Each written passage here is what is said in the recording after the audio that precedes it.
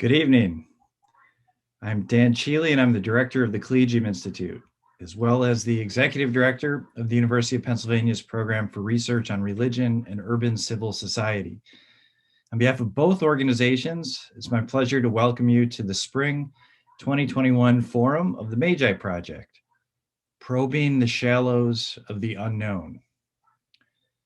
The Collegium Institute's Magi Project delivers courses, lectures, seminars, workshops, and other outreach activities that explore the distinct but complementary approaches of science, philosophy, and theology to fundamental questions of the universe and of our own place within it. Our most recent forum last fall featured Stanford neuroscientists William Newson and William Hurlbut on the question of manufacturing minds. You can find a recording for that Magi Forum and other Collegium events in our online video library. Before we begin tonight's program, please allow me to thank our generous sponsor, the John Templeton Foundation, as well as our co-sponsors, including the Institute for Cross-Disciplinary Engagement at Dartmouth, the Villanova University Department of Humanities, the Institute for Religion and Science at Chestnut Hill College, Cosmos and Creation at Loyola University, Maryland, the Society of Catholic Scientists, the University of Pennsylvania Department of Neuroscience and Mahoney Institute of Neurosciences, the Penn Newman Center, and the Penn Department of Physics and Astronomy. I'm particularly excited now for the first time to introduce the incoming director of the Magi Project, my brilliant colleague, Dr. Jesse Taylor. Dr. Taylor is assistant professor of physics just next door at the University of the Sciences. Having completed her master's in theology at the University of Notre Dame and her PhD in physics right here at the University of Pennsylvania, she herself embodies the cross-disciplinary and dialogic purpose of the Magi Project. Last year, it was a pleasure and indeed an education to co-teach an experimental new Penn course with her on the universe, historical inquiries in physics, philosophy, and religious belief. She did all the heavy lifting then, so I knew she would be the director we needed to launch the Magi Project into phase 2. So to introduce our distinguished guests and the subject of tonight's conversation, I now welcome Professor Jesse Taylor. Thanks, Dr. Cheeley. And I'd like to extend my thanks to our sponsors as well. And of course, particular thanks to our speakers tonight. I've been looking forward to their conversation for a while. I'm excited to be the new director of the Magi Project. As Dr. Cheeley said, the Magi Project exists at the intersection between science, religion, and philosophy, and works to facilitate dialogue across these disciplines. I find these conversations so crucial to our understanding of the universe and our place in it. I'm glad to be officially coming on board and joining the Collegium and helping to create space for these types of conversations. Tonight, we turn our attention to probing the shallows of the unknown. The conversation will play along the shoreline of human knowledge, and we're privileged to have with us Dr. Marcelo Gleiser, whose work has brought him up to the edge of the deep. Dr. Gleiser is the Appleton Professor of Natural Philosophy and Professor of Physics and Astronomy at Dartmouth College. He obtained his PhD from King's College London and received the 1994 Presidential Faculty Fellows Award from the White House and the National Science Foundation. He currently directs the Institute for Cross-Disciplinary Engagement at Dartmouth. He's a fellow of the American Physical Society and the 2019 Templeton Prize laureate. Dr. Gleiser is a theoretical physicist whose current research interests include the physics of the early universe, the nature of physical complexity, and questions relating to the origin of life on Earth and elsewhere in the universe. He has published extensively in these fields. In addition to his academic scientific work, he has published numerous essays and op-eds on science and culture. He co-founded the 13.7 blog at NPR and has written multiple books. His most recent book is The Simple Beauty of the Unexpected, a natural philosopher's quest for trout and the meaning of everything. We are so fortunate to be guided in our conversation by Dr. Michelle Francel, the Frank B. Mallory Professor of Chemistry at Bryn Mawr College and an adjunct scholar at the Vatican Observatory. She received a PhD from the University of California, Irvine. She is a fellow of the American Chemical Society and a recipient of the 2019 American Chemical Society's Philadelphia Section Award recognizing her significant scientific contributions. Dr. Francel is a quantum chemist whose work ranges from the development of methods for computational chemistry to the structures of topologically intriguing molecules. She has published extensively in these fields. She has a column for Nature Chemistry, where she discusses science, culture, and policy. In addition, she regularly writes on spirituality and the contemplative life. As practicing scientists, both Dr. Gleiser and Dr. Francel regularly work along the shoreline of human knowledge and know both the thrill of discovery and the vastness of the unknown. Their conversation tonight takes as its jumping off point Dr. Gleiser's most recent book, The Simple Beauty of the Unexpected. Let's listen in as they discuss science and discovery, beauty and the unknown, and their immersive journeys into the mysteries of the universe. One last note before we get started. We've reserved the end of our time tonight, roughly starting at 8, for audience questions. We'll be collecting questions via the Q&A dialog box at the bottom of your Zoom screen. Feel free to submit questions at any point, although we won't answer them until later in the evening. I apologize in advance if we don't get to your particular question. And with that, I'll turn things over to Dr. Francel. Thanks so much for that lovely introduction, Jessie. I really appreciate it. So I'd like to welcome everyone tonight, and I'm particularly excited about having this conversation with Dr. Gleiser, with Marcelo, about his most recent book. In part, I love the picture on the front, which is of Escher's fish. And my mother-in-law and father-in-law were both crystallographers and knew Escher. So we have an Escher hanging up. So this felt very much like coming home to look at the cover of that book. And maybe I'll ask you at some point, why that particular Escher, besides just the relationship to the trout. So to get us started, I thought I'd read a little bit from Edward Purcell's 1952 Nobel lecture. And this is for magnetic resonance. And so he begins by saying, Professor Bloch has told you how one can detect the precession of the magnetic nuclei in a drop of water. Commonplace as such experiments have become, I have not yet lost a feeling of wonder and of delight that this delicate motion should reside in all the ordinary things around us, revealing itself only to him who looks for it. I remember in the winter of our first experiments, just 7 years ago, looking on snow with new eyes. There the snow lay around my doorstep, great heaps of protons quietly precessing in the Earth's magnetic field. To see the world for a moment as something rich and strange is the private reward of many a discovery. And I guess I'd ask you to start with, what are the private rewards of the rich and strange of the work you do in physics? Well, first of all, thanks for the invitation. Thanks, Michelle, for doing this too. I'm very happy to be here tonight. And obviously, it's always wonderful to talk about something you've written to a lot of people. So I'm very humbled by the whole initiative. In terms of discovery, yes, there is this awesomeness about finding something for the first time. And the truth is, it doesn't happen to everyone that goes into science. And when it does happen, it happens very rarely in a career that you actually find something that makes a difference, makes a difference to the accumulated knowledge of the specific field you're working on. And so this has happened to me twice in my career. And in 1994, I was working countercurrent. I discovered something in the computer. It was a simulation of a complex energy field that created these self-organizing bubbles of energy that everybody was telling me should go away. And I was like, well, let me see if they really go away. So I created this code, I looked at it, I studied very carefully, and I was studying how long the lifetime of this bubble would be, right? And the idea is that it would be just in units that I was working on, just a few seconds. Well, as I run the code, the thing would just not go away.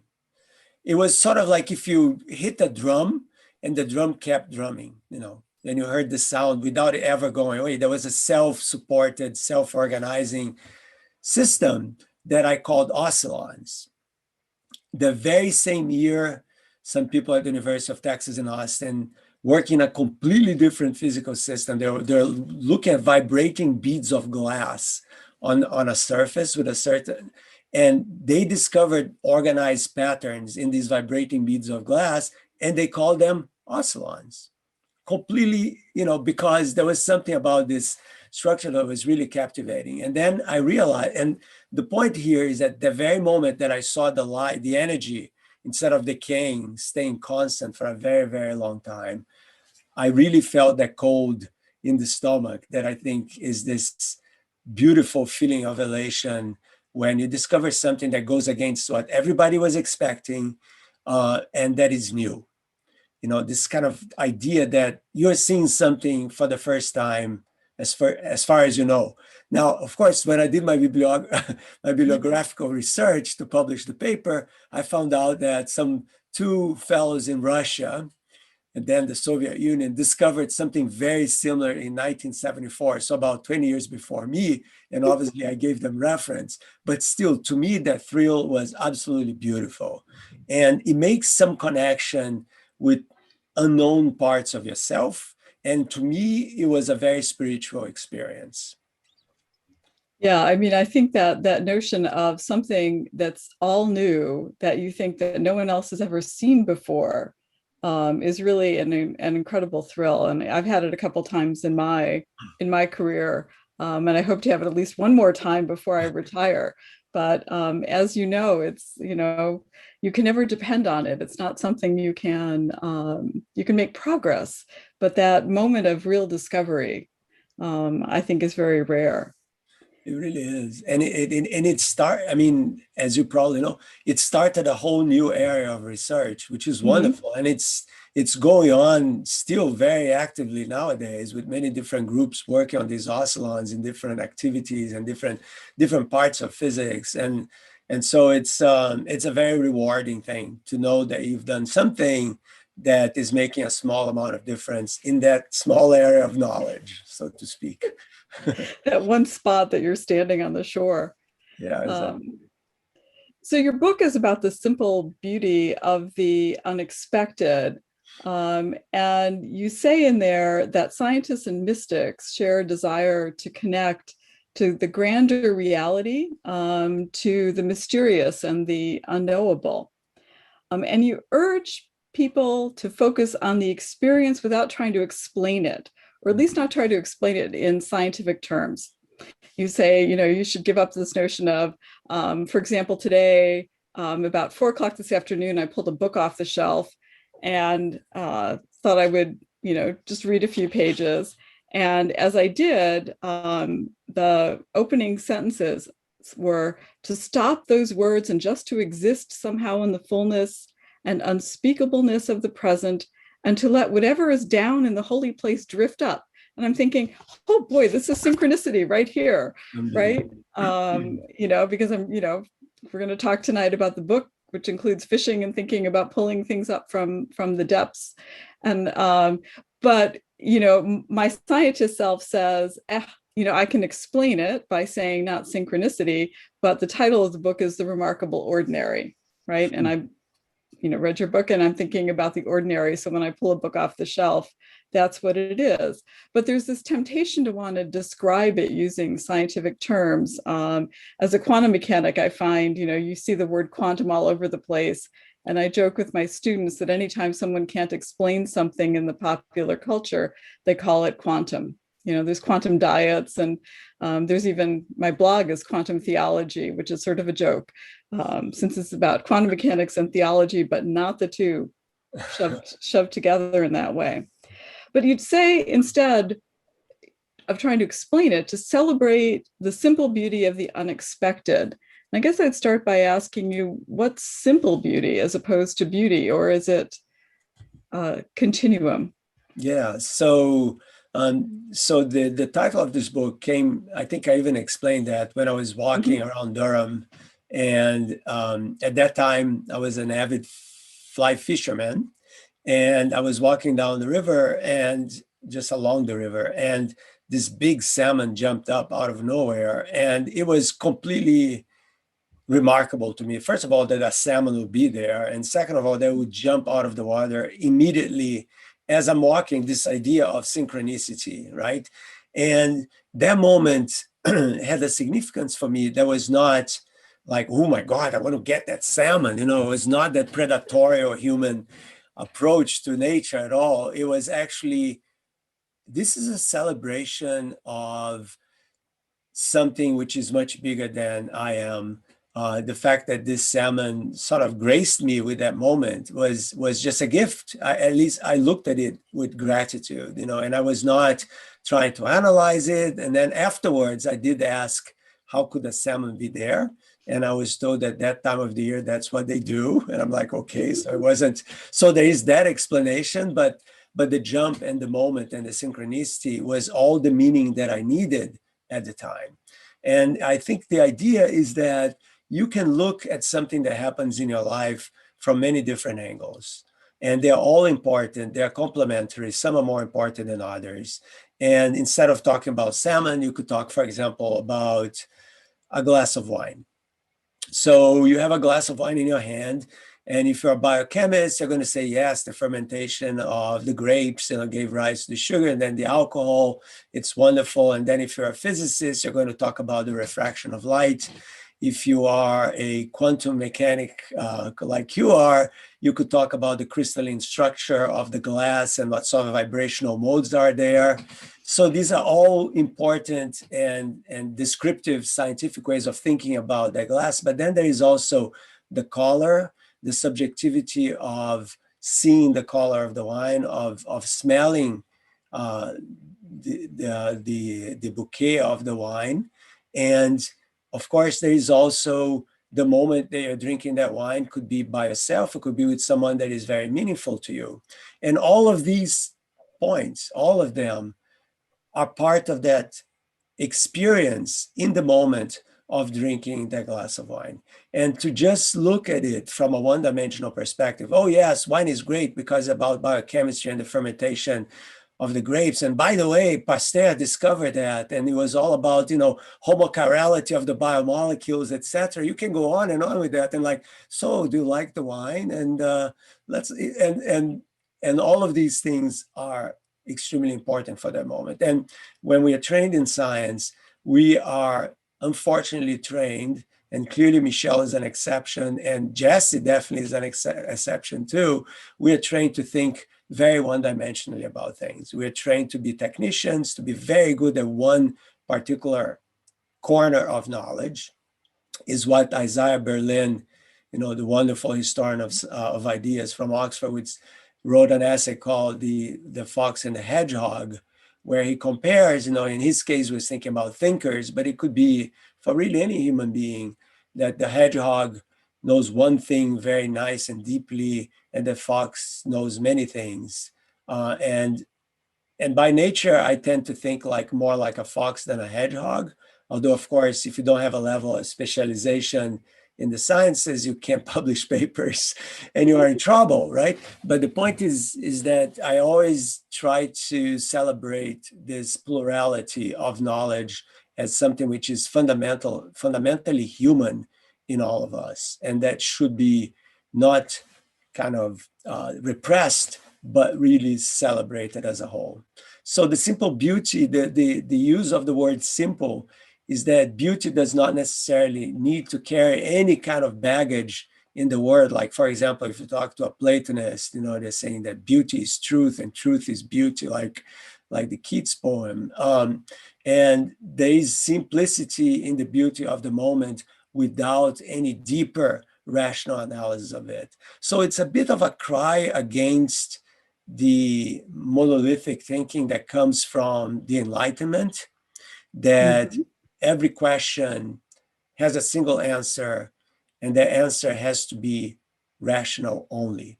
And that has percolated through all kinds of systems, not just in science, but to our social systems, our governmental systems, and the way we think about how our government should work. And I think that we are now beginning to experience a transition into what I would call a post-Enlightenment way of thinking about the world that we need very badly. And I think the book was kind of meandering along those ways. And I'm much more active in this area right now. That's been what? It's been 7 years, I think. No, something like that. 6 years or 5 years since I published this book. Yeah. So. Yeah, it makes me think of he was a monk and then went on to become a psychologist, Thomas More. So not the Thomas More most people think of, but he has a book, Care of the Soul, where he talks about these multiple readings. So for example, you might do exactly that with a glass of wine and read it at multiple levels. And that in some respects, they're all true and they're all useful. And that we're very resistant as a culture to wanting those multiple readings. We want just the one answer.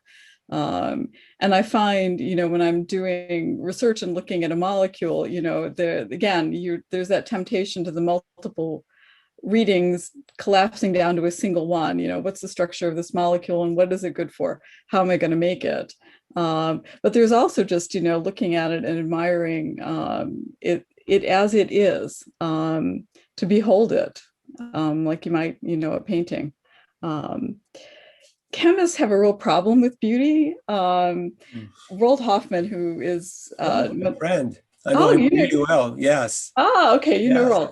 Roald. Roald was my PhD advisor's undergraduate advisor. So, and he's had a couple of my undergraduate students have gone on to Roald's lab.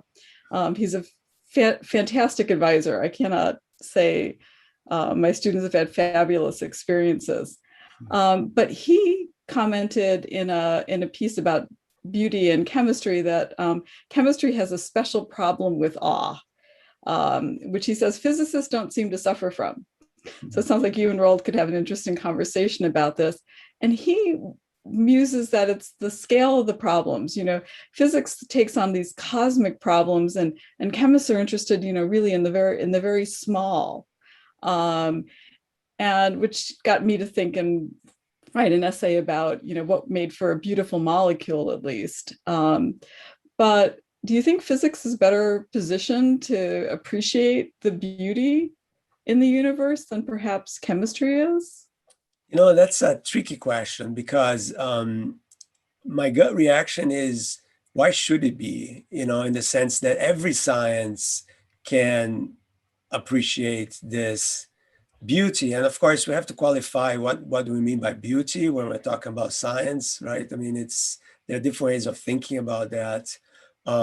So I would say that there is tremendous beauty when you look at atomic orbitals and how molecules, create their beautiful electromagnetic fields around them because they are connecting these different atoms, but others may not. And I think it may have something to do more with the pragmatism of chemistry and of many, many areas of physics too. I mean, this notion of awe in physics is really a very small area of physics and a smaller group of physicists that really engage in these kinds of thinking and writing. The vast majority of physicists tend to work in material science and condensed matter physics, where honestly, there isn't much difference between the way they think and the way perhaps you're thinking a chemist normally would. But so the other group is a group like my group, which is the cosmologists, the high energy particle physicists, the ones that are asking very, very big questions about the origin of the universe, the origin of matter, questions that really have a deep connection with the beginnings of Western philosophy, right? So we can trace this lineage to ancient Greece, and you can go even earlier if you connect to the cosmos. So the kinds of questions that we are asking are about how did the universe come to be? How did matter come to be? How did life come to be? These are questions that are much older than science. They're much older than philosophy. They are questions that have been asked by religious cultures across the globe throughout the ages, right? So that explains a little bit perhaps why there is this. Another way of thinking about that is these are the questions that the general public are also more interested in because they're the more transcendent questions that science can ask, as opposed to, if you compare a book about what's inside a black hole to a book about laser physics, which one is going to have more appeal to the general public is definitely going to be the one which has more mystery to it, even though lasers are absolutely beautiful in their own way. So I think it has something to do with that magical. Yeah, I mean, right. I mean, I think that's true. And also I think with what you can see, I mean, you can look up at the heavens, right? And my boss at the observatory talks about his work in the Peace Corps when he would take a telescope out to, sort of, he was posted in Africa and posted at the university, but on the weekends he'd go out to visit friends and take his telescope, and everybody wanted to look through the telescope, whether they, had any background in cosmology or just had been looking up at the sky their whole lives. So there's that sort of almost comfort with those questions, even though they're so transcendent. Whereas, I look into a glass of water and I start, thinking about, so when do those protons show up, like maybe 1 second after creation, right after the Big Bang, we have some protons. And, how do they end up accreting so that we have water on Earth? I'm starting to have all those thoughts, but most people don't look at water and see that they don't see into the water in the same way I think that I do. And that requires a little bit of maybe training and background. And I suspect that's a piece of it too, is that, what if you don't know that lasers exist or you don't know that molecules are there, you can't really start to contemplate them in quite the same way. Yeah, and they're also distant from our perception, our immediate perception, right? And Yeah. that's a big difference. One thing is to look up to the sky and see the stars and the planets and even a shooting star, a comet or an eclipse. These are phenomena that are spectacular and mystifying, and they have been with us forever. But molecules and lasers, which are really creations that we have made, right? These are very different things, and they were imagined, like think of the attumists, in ancient Greece. I mean, they were thinking 250 BC. Yeah. They were conjecturing that there were these little small things, right? Which is amazing, but you couldn't see that. And that distance, I think, is one of the key factors. And that is why so many narratives, religious narratives, again, across cultures, start talking about a narrative of creation that has direct connectivity with the skies. Yeah. Right. I mean, it's because that's where things are coming from. Things fall from the sky, the rain and the snow, and sometimes a rock, right? You have a meteorite, that leaves a definite impression when something like that, falls from the sky. But there's also a predictability to it too, on top of it. I mean, and I can't remember who said it, but science began when people understood that it was the same sun that came up in the morning that had gone down the night before. And that's really where science begins, is with the knowledge that that's the same body that's going down and coming back up again, and it's doing it in a predictable way. And that, I wonder too about, whether the moon and the movement of the stars is a similar piece that gives people a notion that there might be something driving all of this that's predictable. Yeah. And it's no wonder that most of physics really started with the study of the heavens, right? I mean, that was part of the main inspiration. It was precisely that one. Yeah, and the chemists were, in a cave somewhere or a tower somewhere with, making smelly things. So yeah, but the alchemists, I love the alchemists. And I wrote a book called The Island of Knowledge, where I go from, I think it's really a more in-depth explanation of what I mean by the limits of knowledge in science. And I talk a lot about the alchemists because they are a bit of they are a mystery in many ways, but they were experimenting with all these chemical elements and discovering new ones and creating new molecules and doing amazing things, as far as I know. Yeah, no, I mean, they were for the most part real chemists, and a lot of the equipment that they used, if you walked into an organic chemistry lab these days, they would not be surprised by many of the things they found in there. And I think that kind of connectivity between the history of the field is, to me, pretty fascinating. We haven't quite let go of it, and that's good.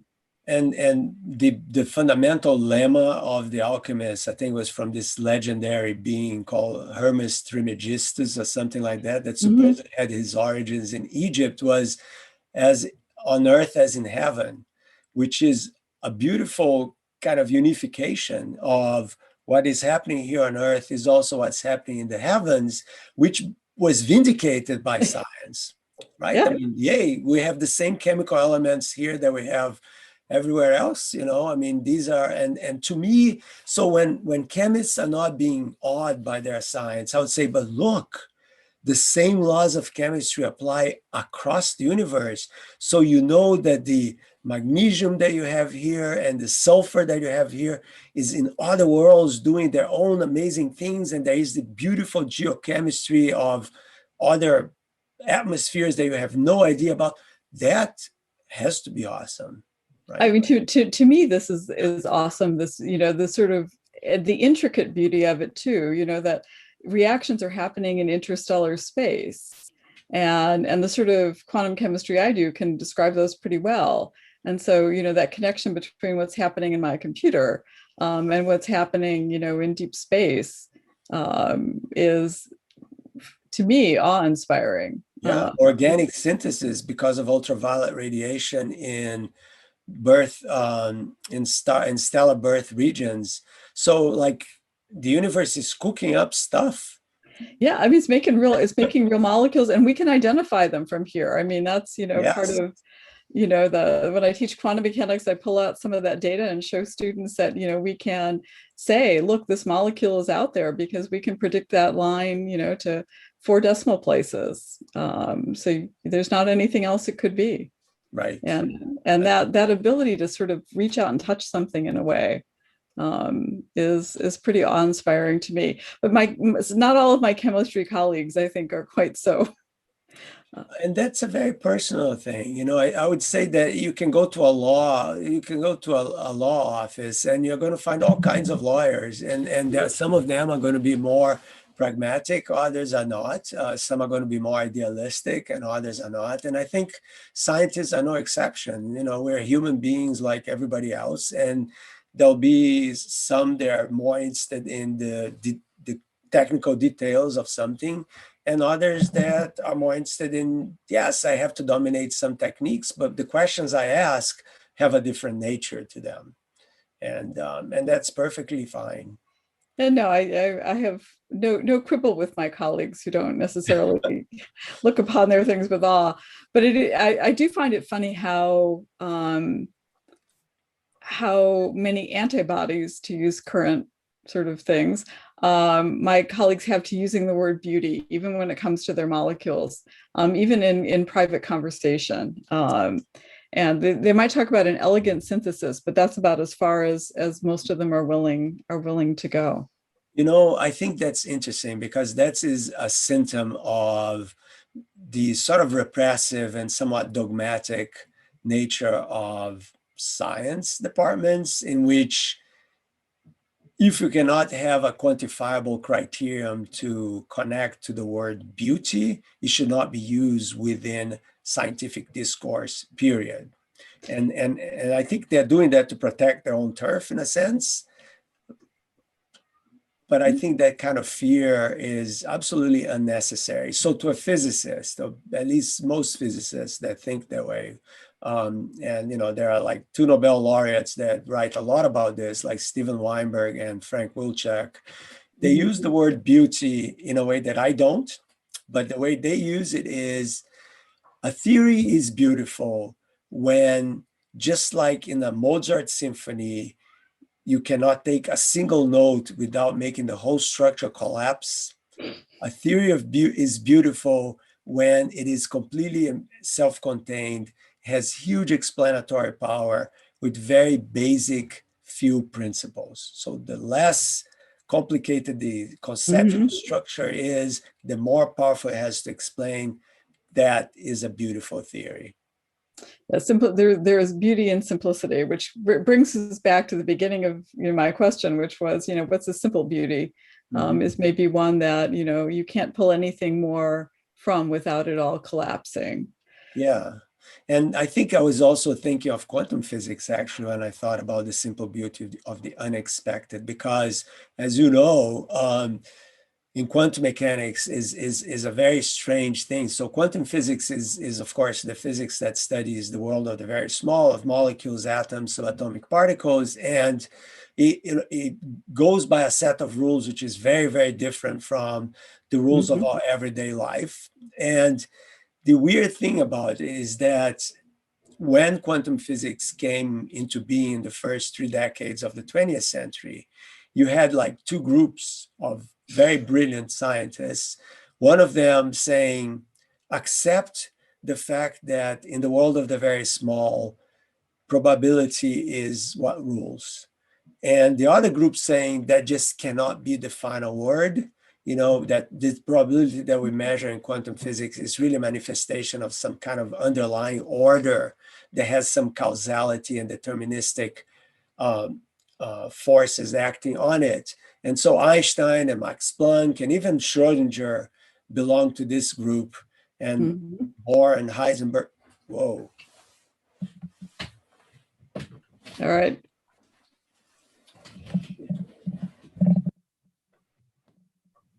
Have we lost Marcelo?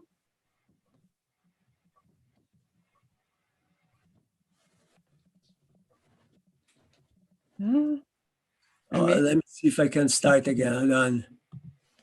Yeah, we can hear you. So Hear me? Yeah. Yep, we can hear you. Something very strange happened here. Maybe it was a quantum effect that I. Yeah, we're talking about those probabilities, and there they come. There it is. There you go. So yeah, thank you. Sorry about that, folks. I don't really know exactly what happened here, but again, it's one of those things. But the point is that there was this kind of tension between these two groups, and after many, many decades of speculation and beautiful experiments by Anton Zeilinger and other people, it is pretty much determined now that at the very small level of quantum physics, probabilities are there to stay. That all the ideas that we had to kind of describe the probabilities in terms of some hidden variable theory or something, they just don't work. And the unexpected is there then, because if that is true at the very fundamental level of matter, then there's always this level of unpredictability that exists in the universe. And accepting the fact that our knowledge of the world has limits, that we can't be completely in control of what's going on, takes a lot of humility, and it's not a very easy thing to do. And that was one of the problems with this conflict, which is still very much going on, as I'm sure you know. Right. No, definitely. There are still people who want to resist that the world is fundamentally, at least at that level, probabilistic, and that, you can always be surprised by a result, or that you can't turn it like a clock. And students fight this terribly, but where is the electron? Well, that's not really an answerable question. I can speak in terms of probabilities, but I can't, put my finger on it. And some of them sort of want to still insist that, if only we had a better experiment. And it's like, it's not the experiment, it's the thing itself. And, it's like doubt, certainty come into conflict here. They I think confuse uncertainty with doubt. And I think that that's a piece of it. And you talk in the book that, too much certainty in science is not a good thing. That if you hold too tightly to something, you won't be able to let go when the theory shifts, or when the ground shifts under the theory, when you have these big paradigm shifts. And, some people go to their graves clinging to the previous theory. Yes. And one of the theologian, Paul Tillich, says that doubt is not the opposite of faith, but it's one aspect of faith. And I think that, certainly in the same way, uncertainty is one aspect of science. It's not the opposite of science, but it's one driving force, and certainly one piece of it.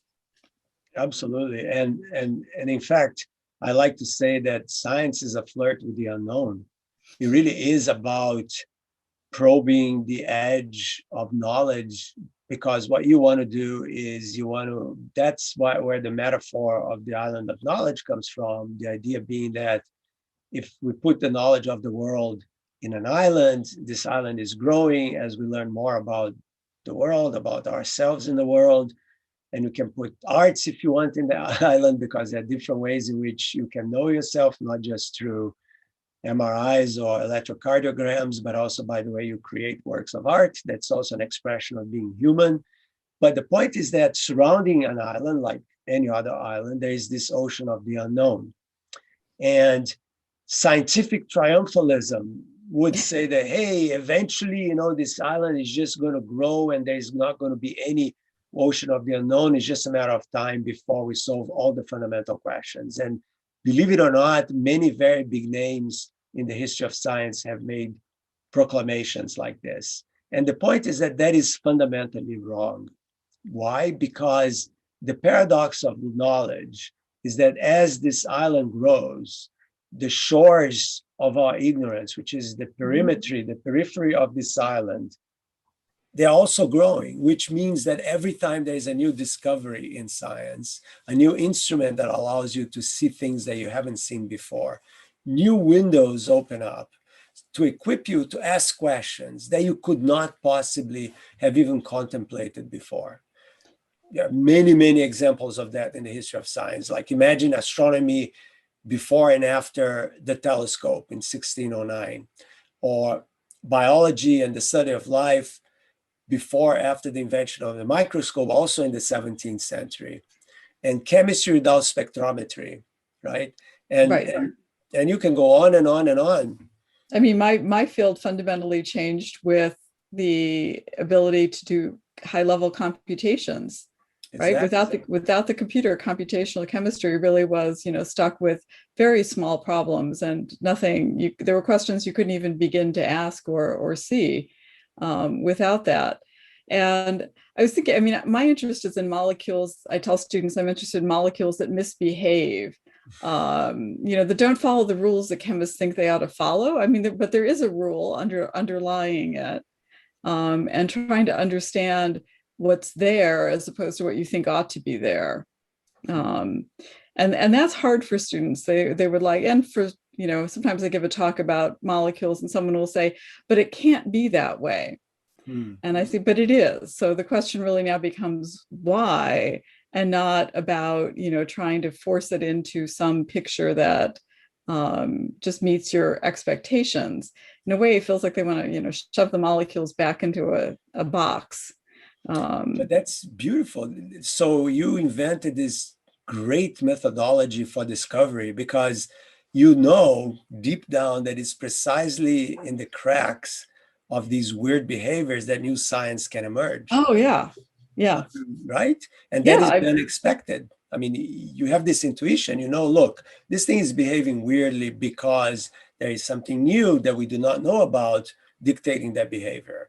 Right. And to me, that's the fun, right? And it is a bit like fishing. I enjoyed reading about fishing, even though I don't fish, because in some ways it is that you sort of know places in the current that you might cast to, but you can't see what's underneath, and you don't necessarily know what might bite, or what you might pull up.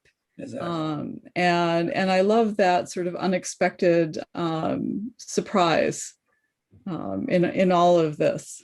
Yeah. So so this book I wrote as the fly fishing as a huge metaphor for science, right? And research. And I tried to bring the two of them together, because I was an apprentice fly fisherman, and it is a very difficult thing to kind of really control. There are many, many variables, and you are dealing with a phenomenal amounts of unknowns, because you don't know where the fish are, you don't know what they're eating. You have to study the current of the river. And it's a world that you do not have direct access to because it's underwater. And you send a probe, which is your hook or your fly, to try to figure out what's going on. And so you can construct this dual narrative between the way people learn to fly fish and what is the nature of trying to understand the behavior of something, an entity that that is very different than you are, and how you can learn with the experience of practice so that you can have more success and perhaps once in a while capture that unexpected fish, right? So that was this analogy between the two. And there's this whole notion of the arc of apprenticeship as well that goes into that. But of course, at the end of the book, there is a very deep and fundamental revelation about the act of being out into in the world, and how that is essential to my spiritual well-being. And that was really the main motivation for the fly fishing, right? I mean, I wanted to find a conduit to be out in the world, out in the elements, in the water.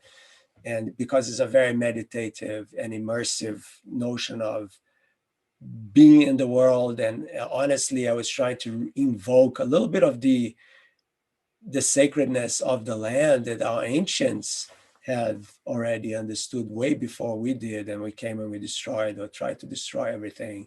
So it was really an act of celebrating the land and being in nature in order to grow as a human being.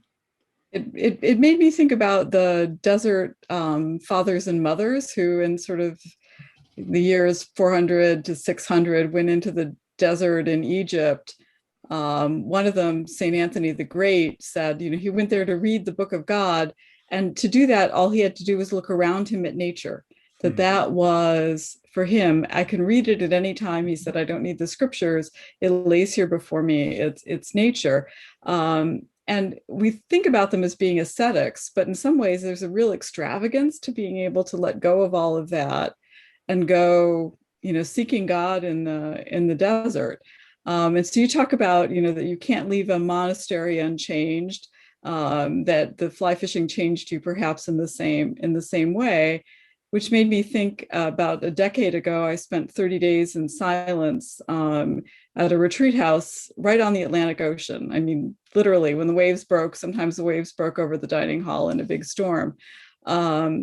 And making the exercises of St. Ignatius of Loyola, which is long contemplation about what's in front of you and what you might do when you return. And I came back from that experience, I think, fundamentally changed too. And I did a lot of walking and a lot of going outside, so I could see that connection between the created world, and for me, what drives that is some appreciation or gratitude for the creator. But you talk about, you're an agnostic when it comes to the divine. And, but that atheism is kind of off the table in some ways. You find that very inconsistent with the scientific sort of worldview. Yeah. But this, you're straddling it with this question.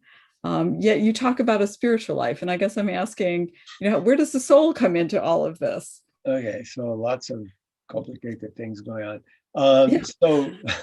So yes, I make a fundamental distinction between atheism and agnosticism, even though a lot of atheists have complained that they think the same way I do when I say I'm an agnostic, and then I might reply to them, then you're not an atheist.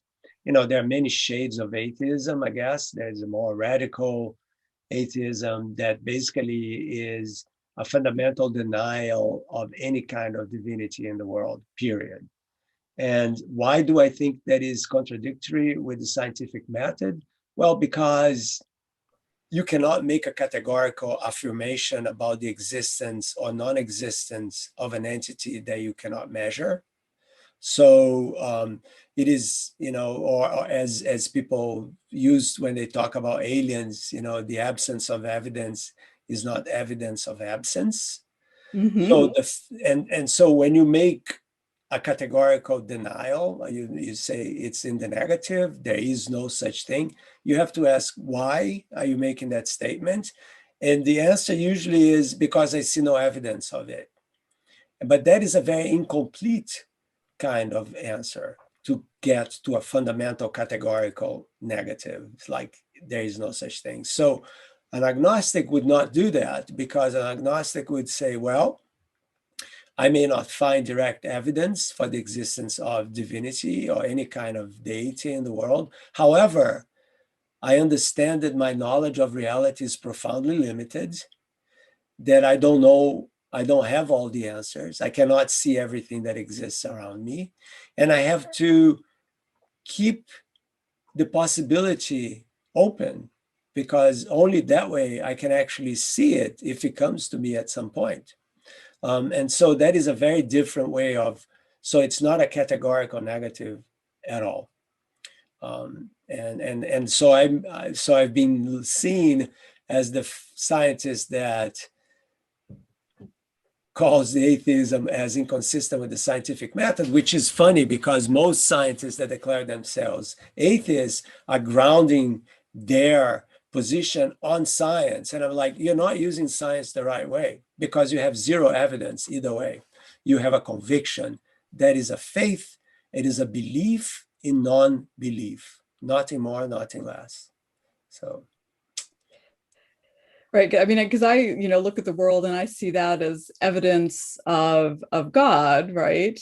At least for me. But that's one of these multiple readings, right? This is how I read the universe in front of me, in the same way that when I look at a piece of art, I intuit something about the artist that counts as evidence for me, but doesn't count as evidence for you. So what sort of evidence do you think there could be? Well, I'm not sure that the existence of God needs evidence. I don't think it's in the same category as a discovery of something new. I think it's at a completely different category, especially if we're talking about the Jewish Christian God, then the idea that there is omniscience, omnipresence, eternity. These are concepts that take divinity outside space and time. Mm-hmm. And we are beings that inhabit within space and time. And it is very difficult to reconcile the two things and say, I observed something, that I could attribute to God. Although I have to say, the Old Testament is really smart, and I'm Jewish by my family was, they were very conservative Jews. And so I've been educated within that faith. And when you read the story of Moses, there is that burning bush that doesn't burn. And that is a beautiful explanation of, here it is. You have a natural phenomenon, a burning bush, that is not natural because the bush is not burning, really. There's just a flame there. Mm-hmm. And of course, it's also talking. So it's definitely not just a burning bush. But the point is that, yes, if something at that level came to me, I would really be profoundly touched, inspired, and certainly disturbed, because it would be so completely beyond everything that I have seen around. But you mentioned another word, which is my favorite word, which is spirituality, and I tend to disconnect the word spirituality from the idea of a soul, an immortal soul. I think of spirituality in a different way. And it is more about this sense of awe that you feel when you are in situations where you transcend your sense of being and you feel a connection with something which is much bigger and much vaster than you are or that you can comprehend. And there are these explosions of spiritual perceptions, so to speak, that can happen in the life of anyone.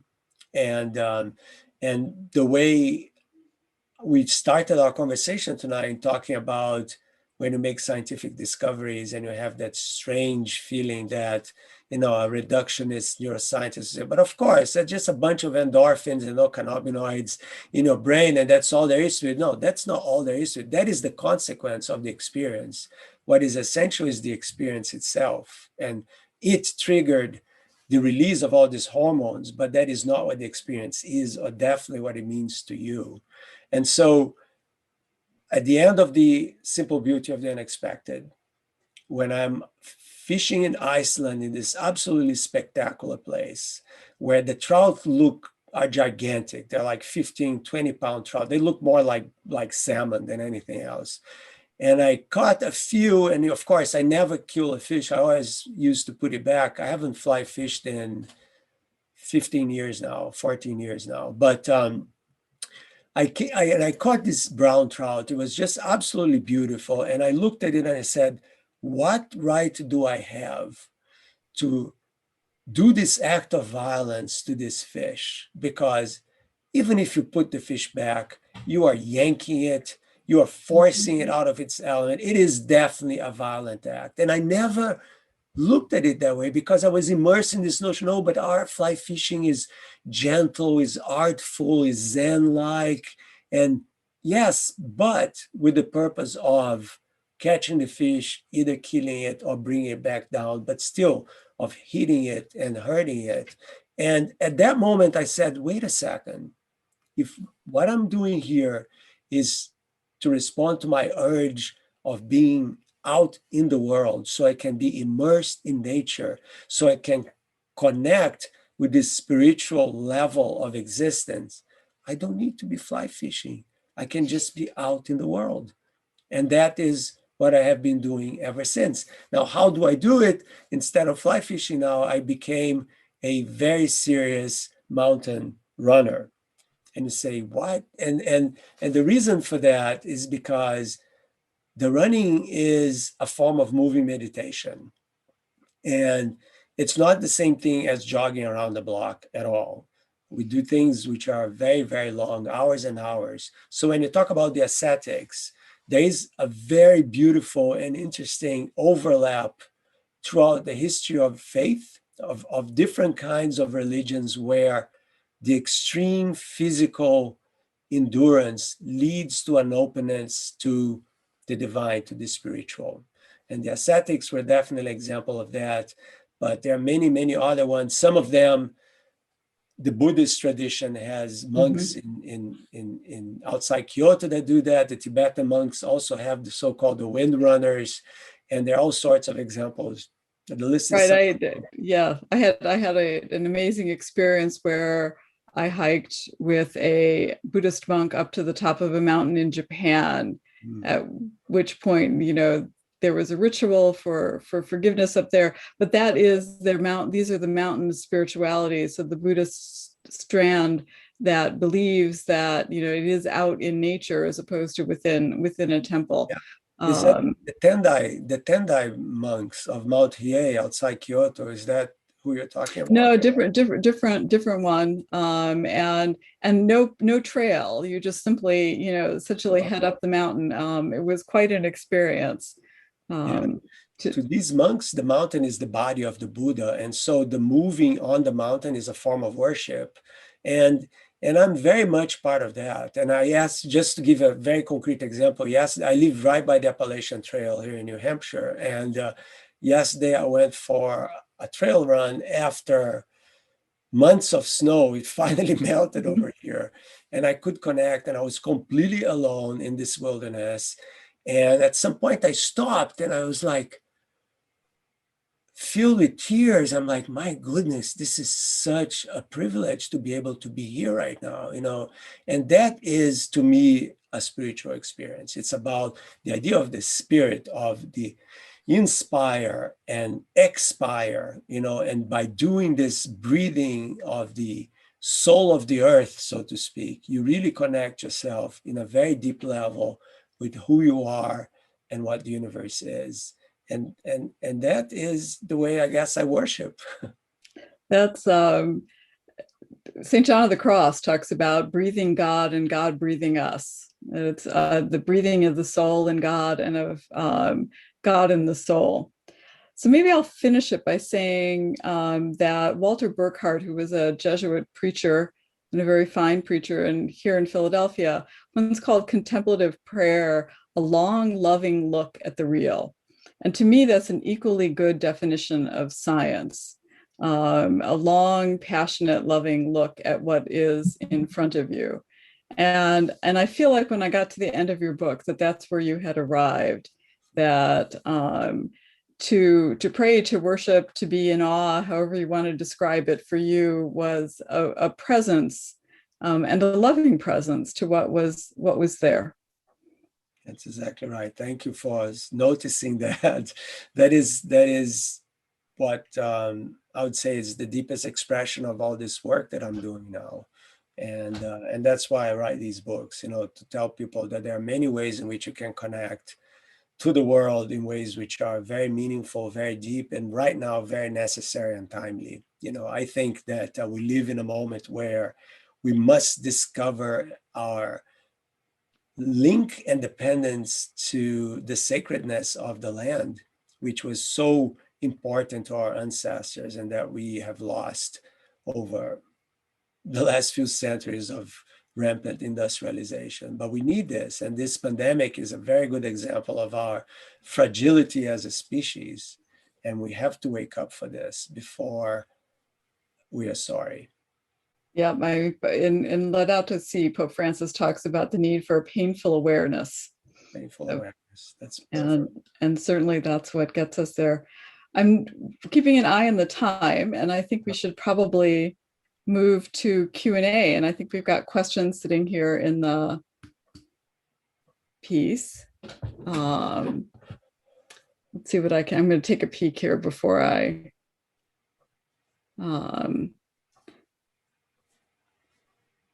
So here's one to Dr. Gleiser. The Enlightenment ushered in the scientific method, which to me has all too often been warped into scientism, which limits human understanding. For example, it cannot address beauty, existence, consciousness, and awe. Where does consciousness come into this? So the question is your view. Yeah, I think that's an excellent question, and that is true. And when the Enlightenment came in, you know, the notion was essentially, I think I even mentioned that there is only one answer to a question, any question, and that question and the answer has to be rational. It has to be through the methodology of science. And that is clearly an impoverishment of the human spirit. Yes, science will give you an answer, like when we're talking about the glass of wine, but it's not going to give you all the different ways in which you can experience the moment of being in this world or what the world is made of. There are different, you can look at a river and describe it in many, many different ways, right? And the fact that science describes it the way it does not unweave the rainbow, but actually makes the rainbow more beautiful, in my opinion. But what makes it ugly is when you think that that is the only worthy explanation of what's going on. And that is very sad. And so there are lots of post-Enlightenment dissenters, let's put it that way, in philosophy, in the arts. Obviously the Romantics said, but wait a second, you know, you cannot describe the human condition if you ignore emotion. How are you going to do that? And what kind of dream are you having that you're actually going to describe emotion by measuring the flow of hormones in your brain? That is not going to tell you anything about the subjective feeling that you're having. So hence the problem of consciousness. And so it's not that the Enlightenment is the root of all evil, but if you only focus your worldview into that one-dimensional way of thinking, then yes, we are going to continue to do what we have been doing for the last 2 or 3 centuries, which is to objectify nature, objectify each other, consider property the most important good that we can have, which is precisely the anti-Buddhist way of thinking, which is that, no, you do not do that. You let go, right? And we are living right now in a world. I was in a panel last night at a completely different conference with this sci-fi writer, Kim Stanley Robinson, who is a wonderful sci-fi writer. And he says, we live in the world of monetary obesity. And I thought that was perfect because there is no reason why there should be so many people with so much money and a vast majority of people with no money at all. I mean, there's this kind of disjoint realities that we're living in. And I think a lot of that has to do with the objectification of nature, the fact that it could just become a money-making machine, right? And a property, right? And so this conversation could go on and on. So yes, there are different ways of celebrating science not as the only answer to everything, but one answer that humans can give to certain kinds of questions. Okay. Let me see what else is. So what's the difference between an aesthetic experience and a spiritual one? Are they passive? And how do they relate to scientific discovery, which seems active? I would say that no experience can be by definition passive. Every experience is active because it's about the exchange of information. And so that information can be visual, it can be, and it can be a taste, it can be touch, but definitely an experience is by definition action. And so when we talk about the aesthetic experience, we're really talking about a conversation between you and a work of art. And you cannot just be there and receive information. You have to interact with that work of art in order to learn from it and to grow with it. So I would say that there is no really fundamental difference between that kind of conversation and the conversation a scientist would have with nature, which is also one of questions and answers and is very active indeed. Another question, maybe I'll tackle this one a little bit, is how can we find beauty in the small then? Sure. And I think, again, it comes down to a willingness to sit and be aware. So, we say, well, we can't see molecules, which is true. But, if you snuff out a candle and the smoke curls up and it slowly begins to diffuse, even in a room that seems still, what you're seeing is that Brownian motion of the molecules that are knocking the smoke particles about. And so it's a sort of willingness to sit with a phenomena and try to see what might be underneath it. And to me, there's a real beauty in that piece of things. Or again, to imagine, what's going on in that glass of water. And not just the sort of scientific things, well, what's the forces between the atoms and what are the forces between the molecules, but also to think about, where did it come from? Where is it going to? Who has access to it? To really contemplate it at a number of different levels. So for me, that's kind of how I find beauty in the small, is a willingness to sit patiently with something and wait to see what it might have to say to me. Which is sort of how I deal with my transgressive molecules too. Tend to pin them up on my office wall and contemplate them for a few months until I see something in them. So yeah, I that's exactly right. And we have to remind people that the concept of beauty here is often related to the concept of symmetry. And when you look at the equations that describe the small things, like the equations that describe, say, an electron going around a proton in an atom, there's all these beautiful symmetries that come out of it. And symmetry, in a sense, has always been seen, at least in the traditional scientific way of thinking, as a sign of beauty, because it's represented by mathematics that has all these properties that we call beautiful, right? So a symmetric thing is more beautiful. This is the way the dogma goes. A symmetric thing is more beautiful than an asymmetric thing. Now, I wrote a whole book trying to tear this notion apart, which is called A Tear at the Edge of Creation, where I say that actually what we should be celebrating is not the beauty of perfection, but the beauty of small imperfections, because it is this small asymmetry that we find at many, many different levels in nature that is really responsible for change and for transformation.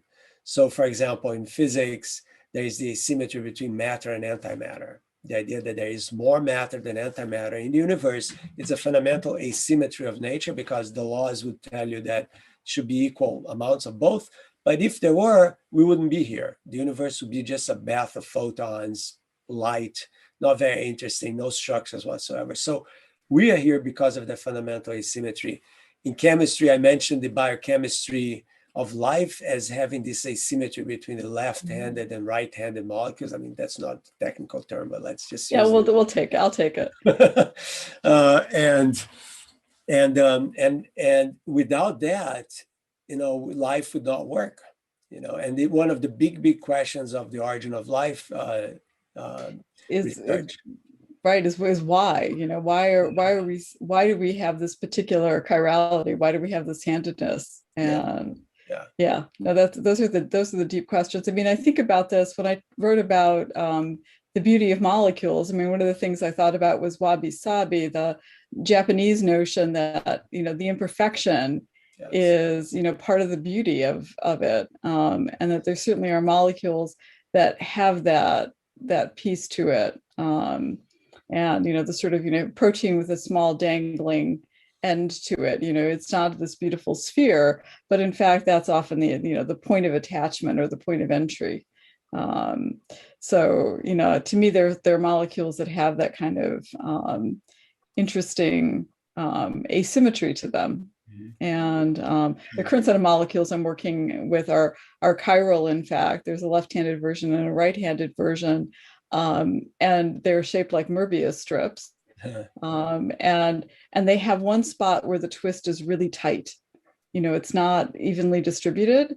And that's a really weird thing, right? Because you would think that if you're going to put a twist in, that it should go evenly around the molecule. Yeah. And in this case, it all ties up in one spot. And that is kind of, to me, the interesting piece of it and the beauty of it, actually. Yeah, there's an anomaly in the electric field, maybe something going on in there. Who knows? Oh, yeah. Actually, I do think I know, but it's a longer explanation than anybody has either time or interest. Maybe not for tonight.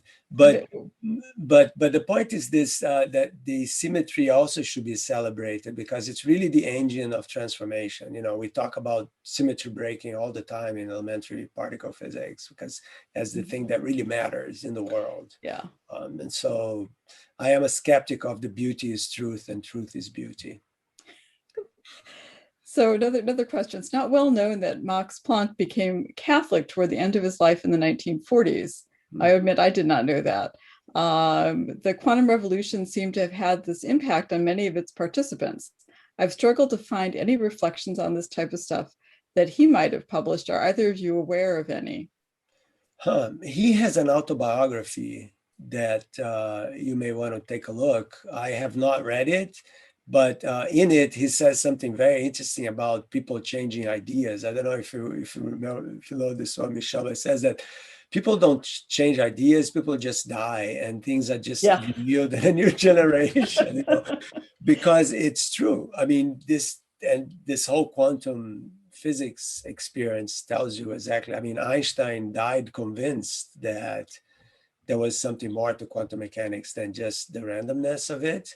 And so did Max Planck, and so did Schrödinger and all these folks, even though the evidence was pointing in a different direction, right? Yeah. I mean, Michelson, Albert Michelson, who was the guy who discovered that light, the speed of light is constant and in all directions. He died in 1930 something, believing the existence of the vacuum, of the ether. The ether, right? Yeah. He was the one that proved they didn't exist, but he could not. So you can see how a worldview can be essential, to the way people ground their beliefs, even in face of evidence. Yeah, it can be very hard to truly see what sits in front of us. Here's another one. Dr. Gleiser, I've enjoyed listening tonight so much. I'm wondering what gives humans this capacity for transcendence that you describe in your woods run. Do animals also have this, in your opinion? That's a very good question, and I do not know the answer to that, and I don't know if anyone knows the answer to that. But when you said that, I immediately imagine a wolf howling to the moon, and I don't know if that is a transcendence, if that is something that is meaningful to them or not. But I would, my guess, if I had to guess, is that no, that we are the only ones that really have a feeling of transcendence, which doesn't mean that animals don't feel joy or sadness. That's a very different question. Can you address the way both poets and scientists approach the idea of simple beauty and discovery? Beauty is often considered a bit tacky or florid, and something for a good poet to avoid. So simple becomes the way in, perhaps. Actually, I would say that. So in this book that I mentioned before, Terror, the Art of Creation, what I say is that in aesthetic terms, science is way behind the times, right? This idea that you have to look for symmetry in everything because symmetry is beautiful is so behind the arts, right? You look at what happened in the turn of the 20th century, where the idea was precisely the opposite, Cubism, Expressionism, and Surrealism. Nobody was after that kind of perfection or beauty that everybody, in fact, music as well, tonality, etc.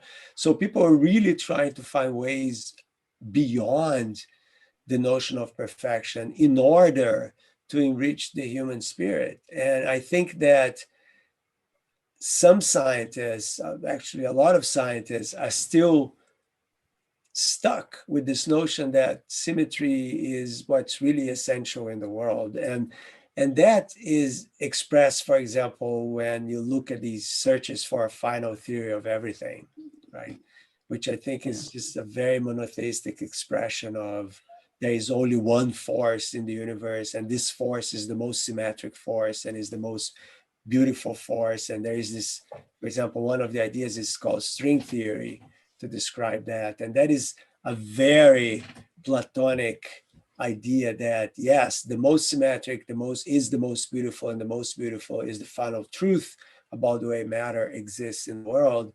And I find that, and after 50 years of not finding a single notch of evidence for that theory, people are having very big doubts about it now.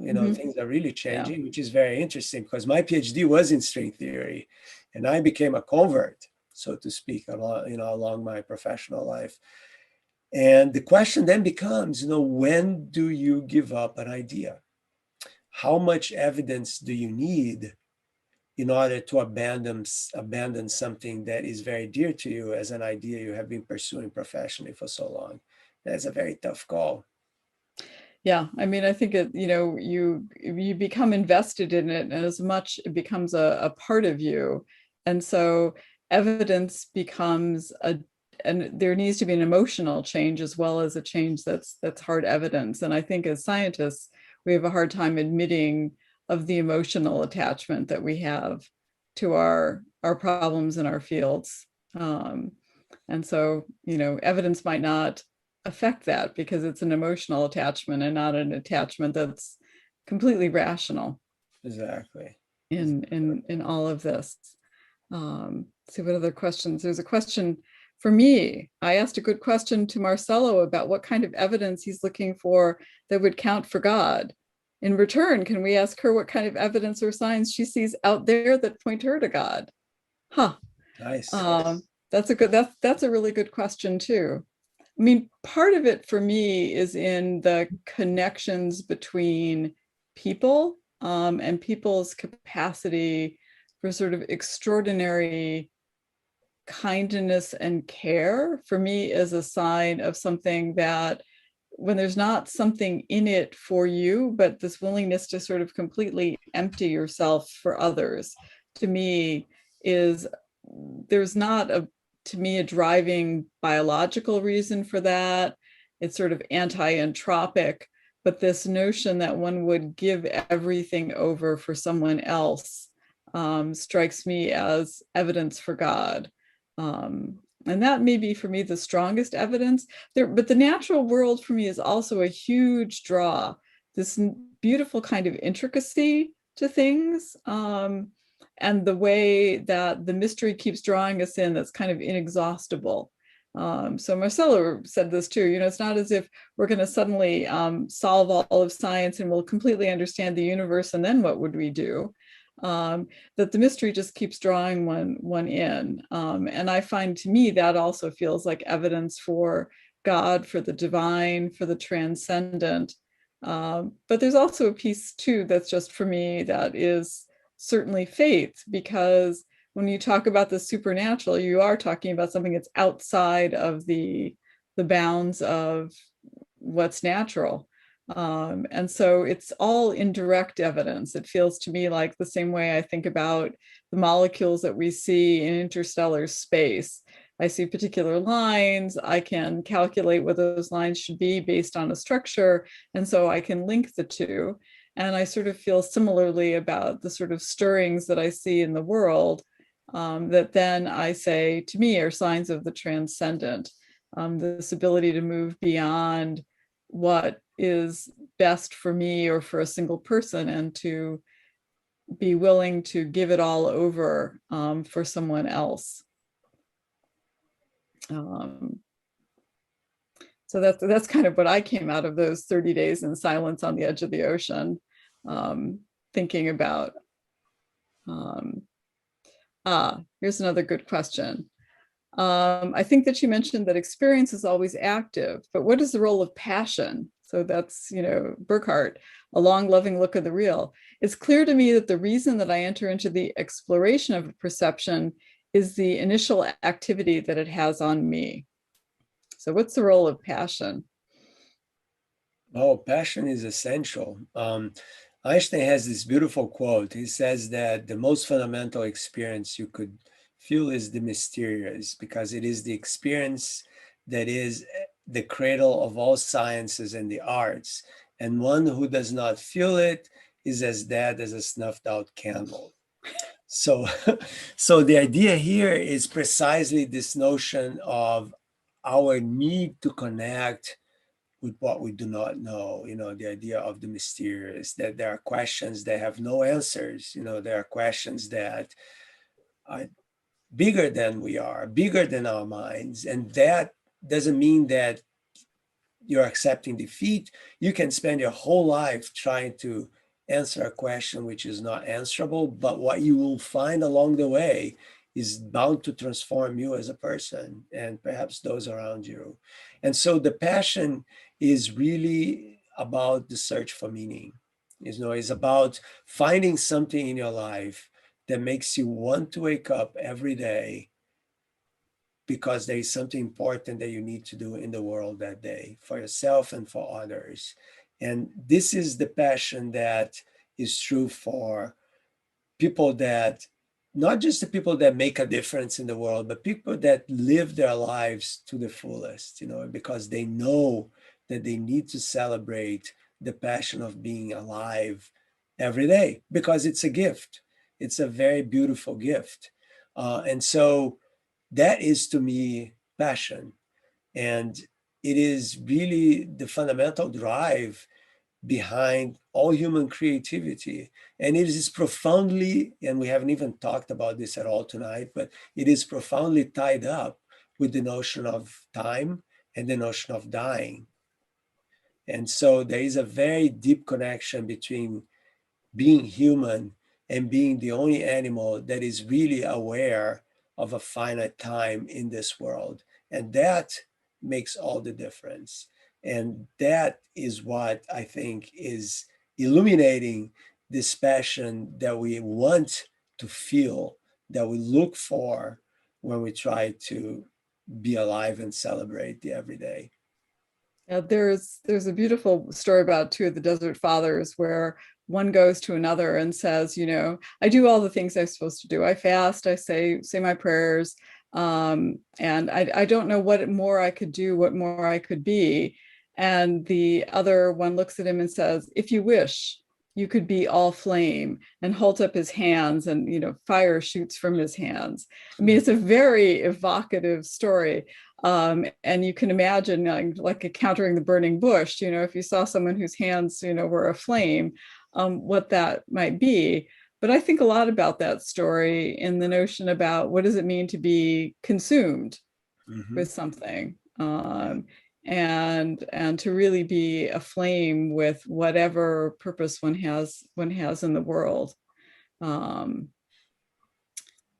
let's see what else. I'm looking at, there's a whole nice list of questions. Here's one that's easy, I think. How do you get into mountain running, and what draws you to these things? That's okay. So, it's surprising the number of scientists in this scientists and people with PhDs in general in this area of sports.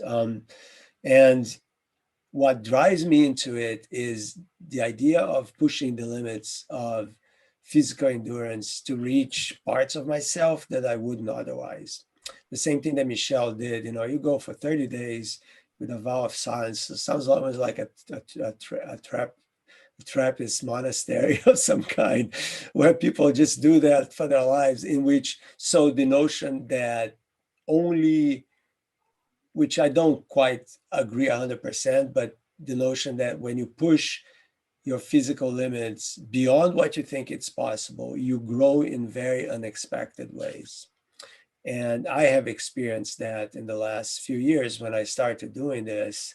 And I'm no spring chicken, so it's not like I'm running as fast as the 30-year-olds, that is not happening. But the experience of being out in the mountains, and we do run races mostly, which are 50, 80 miles long, that take you 20 hours to complete in big high mountains around the world, that changes you. And how do you do that? You start slow. You start running around the block, and there are many, many programs that tell you how you grow your mileage and how you have to eat and how you have to take care of your muscles so that you don't get injured in order to do these things. So nowadays, for me, running 15, 20 miles is not such a big deal anymore, right?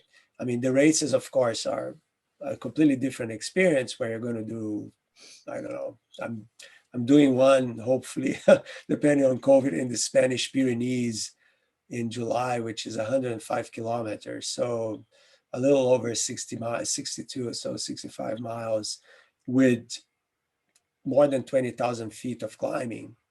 So, and that's going to take a while if I can even finish it, right? But that's the target. And we finish that thing, and the experience of being there, because at some point you have nothing left.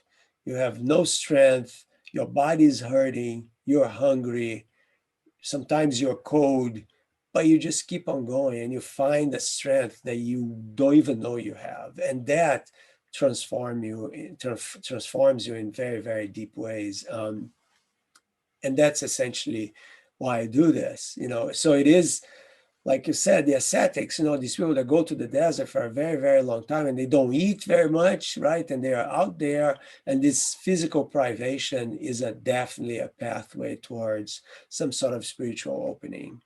And that's why I'm after this stuff. Yeah, there's a beautiful poem that we don't have time for, but it's a poem with a fragment from the Desert Fathers by Sabrina Vervulius. And it talks about, when the divine runs rampant, and that, through you, and that the desert and these sorts of, experiences where one pushes the limits run rampant. I think actually I will read, and I find it.